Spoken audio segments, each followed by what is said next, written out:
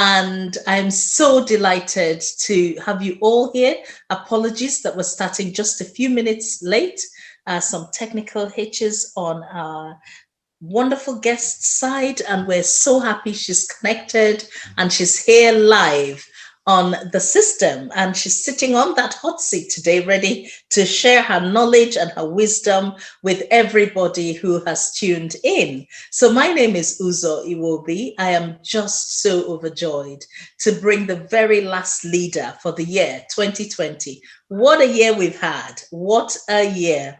And we couldn't have picked a more wonderful, more inspirational woman of power, of presence, and of impact to bring this year to a wonderful end. We've survived COVID, some of us haven't, and we're mindful that we've lost so many people from our diaspora, Black, Asian, minority ethnic people, and our local white Welsh people who've served on the front line of COVID.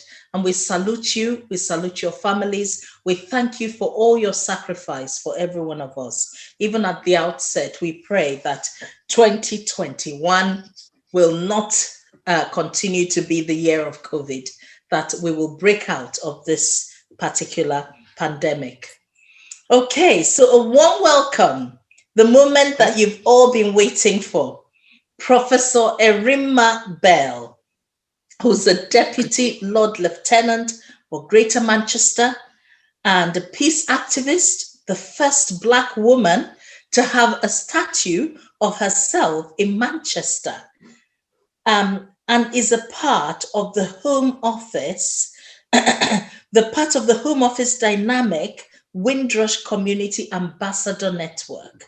She's the first woman in 150 years to have a statue of herself unveiled in Manchester Town Hall. I mean, everybody is amazed at that. When I shared the picture of your face and your statue, people were like, whoa, we can't wait to meet this woman. Already we have our brother Reggie, who's a big, consistent leader of the Yemenis community. He doesn't miss a single leadership on the hot seat top tip session. So he's already checked in and he's saying hi to you. People are already, he said, what an incredible woman. You haven't even talked, Professor Bell, and he's so excited.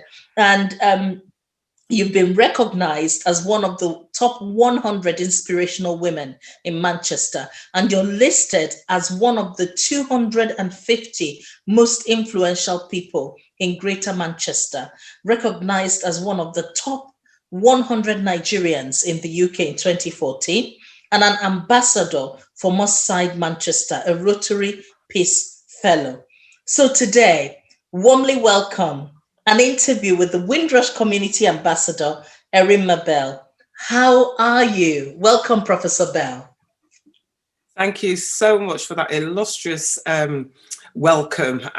Thank you so much. You know, sometimes when I sit listening to all those accolades, I think, is that really me? But thank you. Thank you so I'm good, much. Thank you. I'm very good.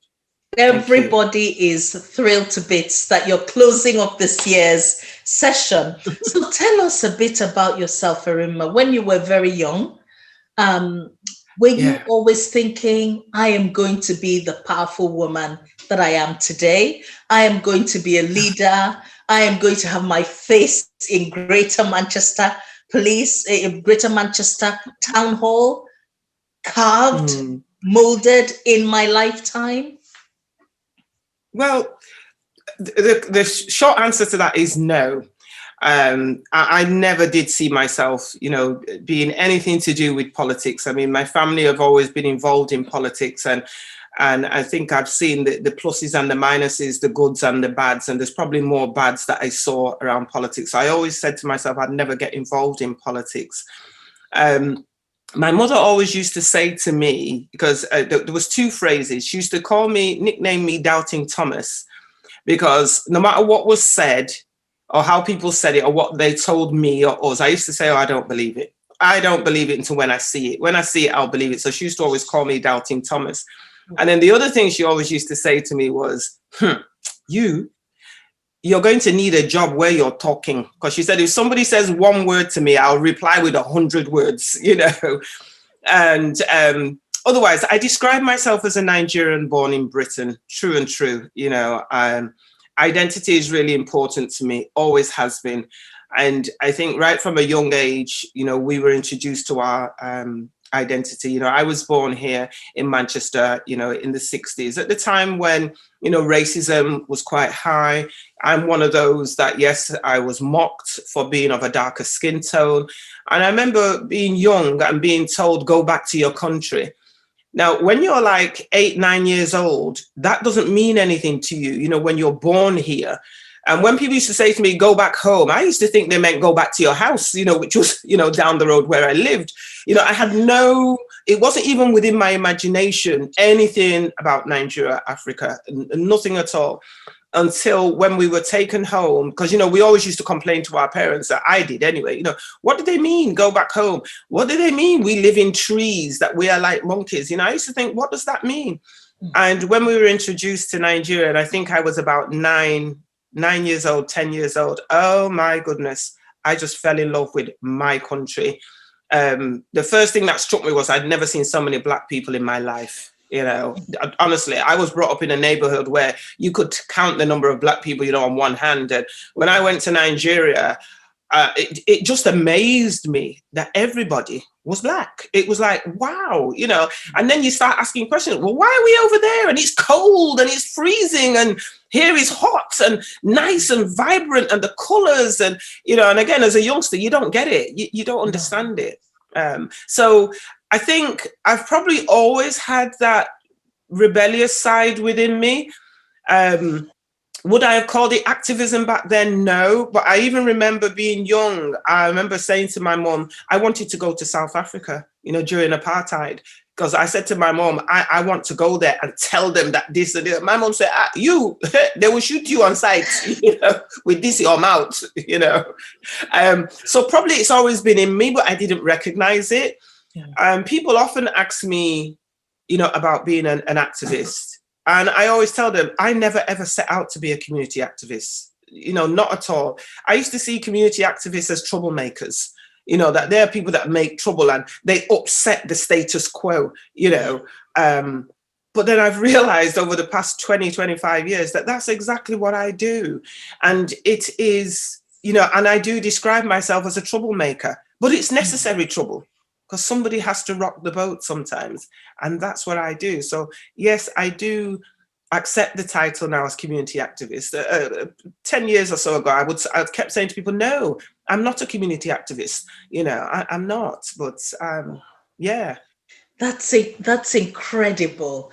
Just hearing you talk about your mom and the impact of Nigeria, having grown up in Nigeria, it will just be incredible, the sheer volume of people. And you just see other people who look like you. I think that's something that you highlighted. The same sort of feeling was what my children who were born in Swansea had when they came into Nigeria, and everybody, there were a sea of Black people, whereas in their school, there were the only 2 Black children in the whole school at the time.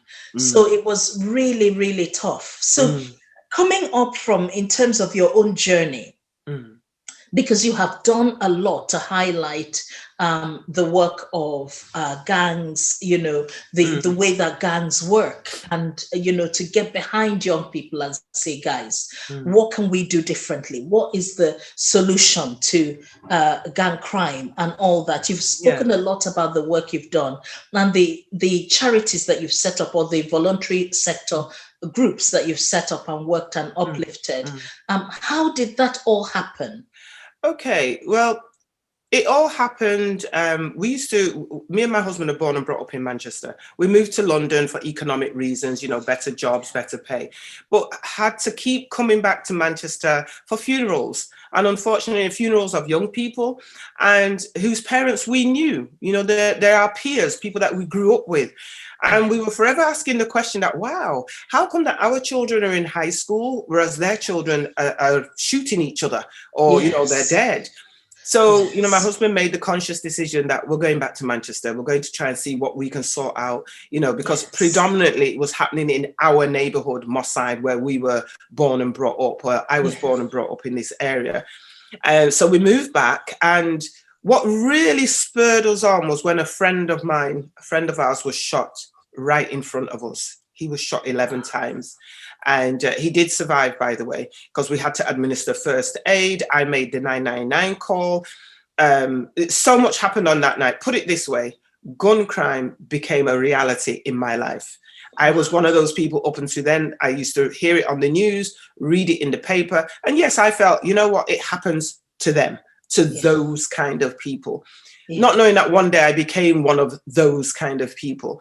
And then when you know that I am not a gangster, I am not, I don't run a gang, I'm not affiliated to a gang, neither are my children. However, the system is telling you, yes, you are. You must be in a gang. That's why your friend was shot. No, I don't think so. And so, to cut a long story short, there was a lot of things within the system that was stacked up against us. And then not only against us, but against people, not only people that lived in Moss Side, but also people of color, i.e. Black people in Moss Side, and then more so young Black men in Moss Side. And I knew that the young Black men that I was bringing up in my household, my boys, were not like, they didn't walk around with guns. They were not affiliated to gangs. However, being Black and 6'2", and if you wore a hoodie, you were classed as a gang member. And that's when I thought, no. And I think more importantly, what we, and when I say we, I mean we as a nation, a country, what we were doing was blaming young people predominantly for the gun crime that was happening in the UK. Now, I say we were blaming young people because my mantra was, it is not necessarily the young people's fault. This is a country, and this is what we were saying to government, this is a country where guns are illegal. This is not America, where people can walk around with weapons. Guns are illegal in this country. Absolutely. How are guns getting into the country? They're being smuggled into the country. Now, is that being done by 14-year-olds? No. Whether they're Black or white or Asian, it is not being done by young people. Guns were being smuggled into this country by adults. So it's adults that are failing the young people in this country.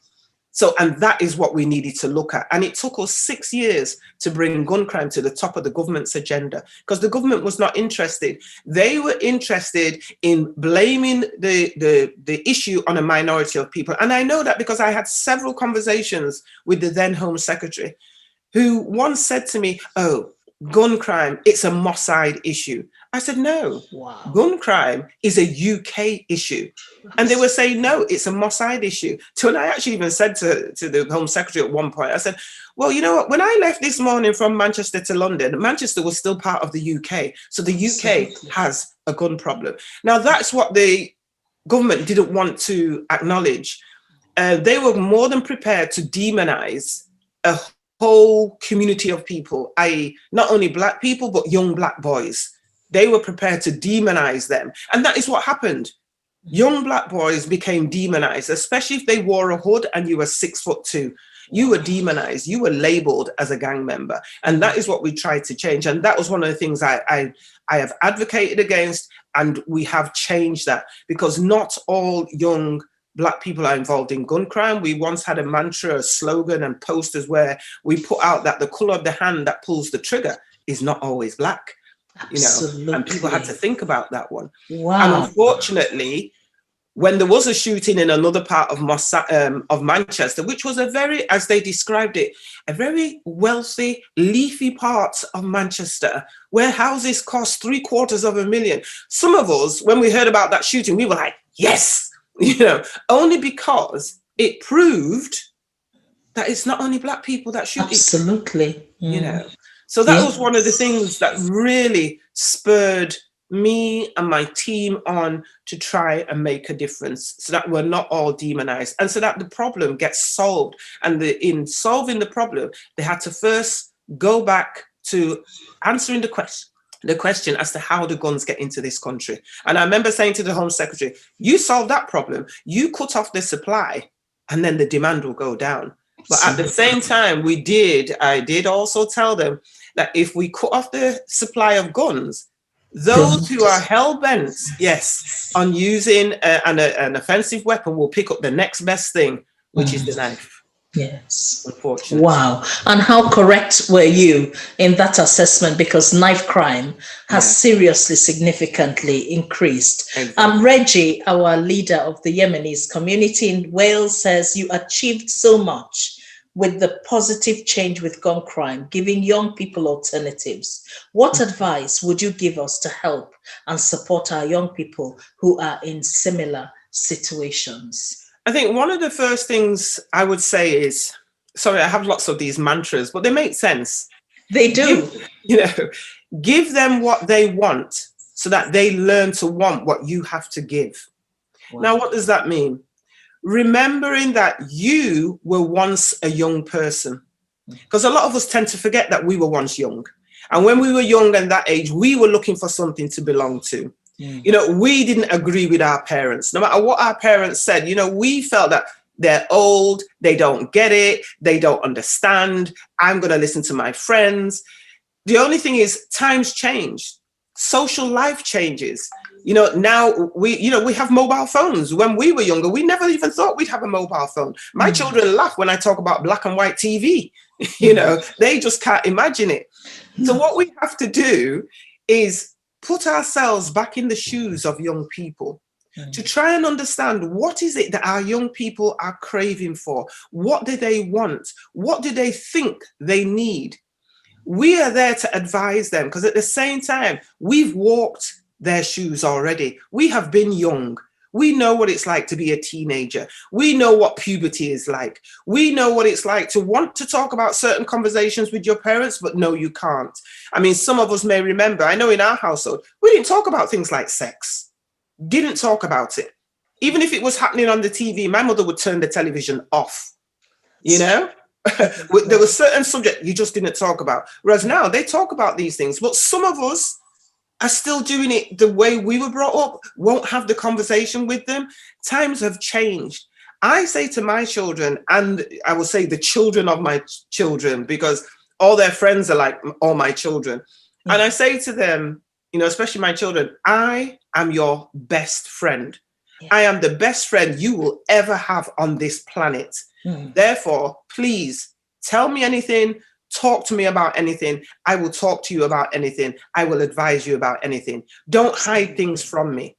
Because, when most children feel they can't approach you, and this is whether if you're a parent or a carer or a youth worker, if a young person feels they can't approach you, they won't approach you. They will keep things from you and secrets from you. You have to make yourself approachable. And you make yourself approachable by informing them and letting them know, hey, look, this is me. Whatever you want to ask me, ask me. I'm not here to judge you. Because remember, when we were young, we didn't like being judged. We didn't want to be judged and we didn't like it. So don't judge young people for what they get involved in. And I think another key thing to understand with our young people is look at the situations that surround our young people. Or the young people that you're working with. Not all of them are from, the perfect home with, 2 parents and a dog and, a goldfish on the side. Not all are like that. There's a lot of young people that we have worked with that are from broken homes. They're from one parent family homes. I've worked with young boys who didn't have a mother figure and they gravitated towards me because that is what I was giving to them, that mother figure. They knew they could come to me and talk to me and ask me questions. And believe me, when I say we've worked with children, I have worked with young boys who have come to my house to talk with the weapon on them, or they've left it in the car. And I've said, well, it's been another that has usually said to them, Mr. and Mrs. Bell, they don't want weapons in their house. And they've said, oh, okay, I'll go and leave it in the car. They've left it in the car and I haven't judged them. Because with me, I want to understand from them, why do you feel the need to walk around with a gun? What are you protecting yourself from? That's 2 questions. And then, where did you get it from? Exactly.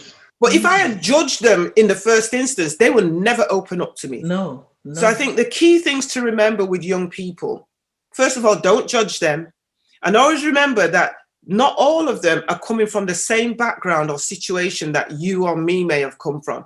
So try and understand the situations that surround these young people. It could be poverty, it could be unemployment, it could be, you know, health reasons. Maybe a parent is sick at home and they're the main carer, but they don't know how to talk about that.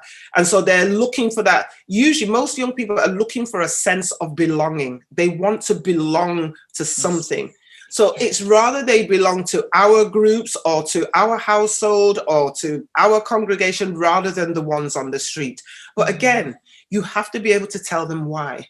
You know, just saying, oh, the gangs on the street are wrong and they're bad, that is not giving them an answer, you know? So yeah, it's about learning what they want, so that they will learn to want what you have to give, which is the knowledge, the wisdom, and, you know, the right overstanding.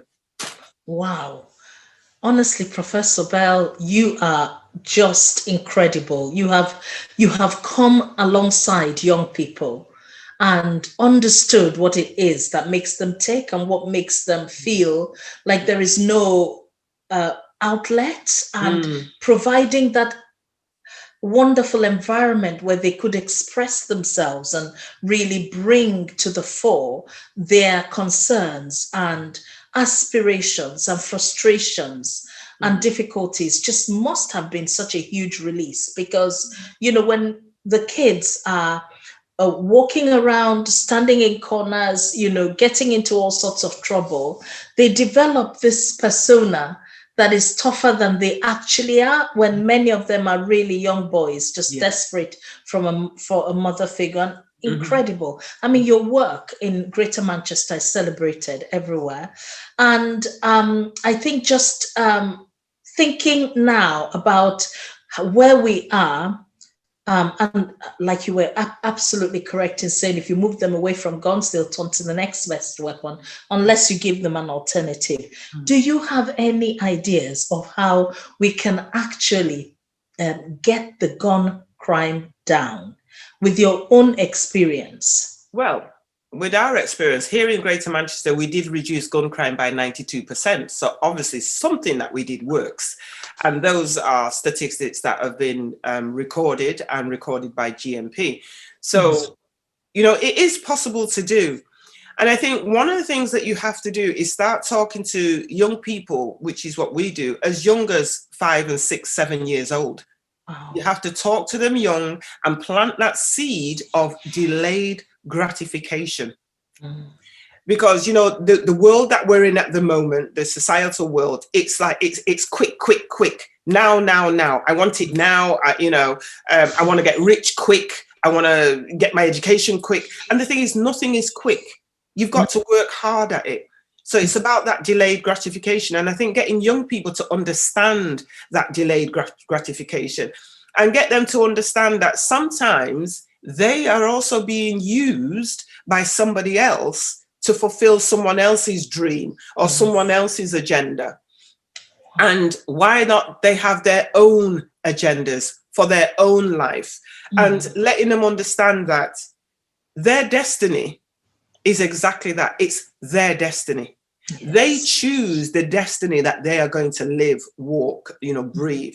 All we can do as adults, older people, we can advise them. Yes. And I tell young people this, all I can do is advise you. And I choose to advise you because I was once young. I was once your age. And I have a wealth of knowledge and wisdom and life experience that I know that you yet don't have. However, you can choose to take my advice, or you can throw it to the wind, you know, because your destiny, I'm not going to live your destiny. You're going to do it. Wow.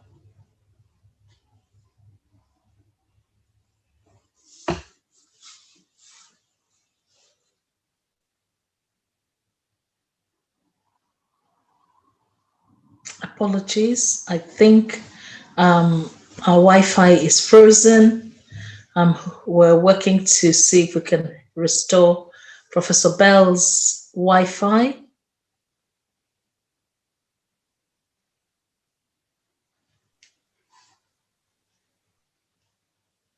Okay.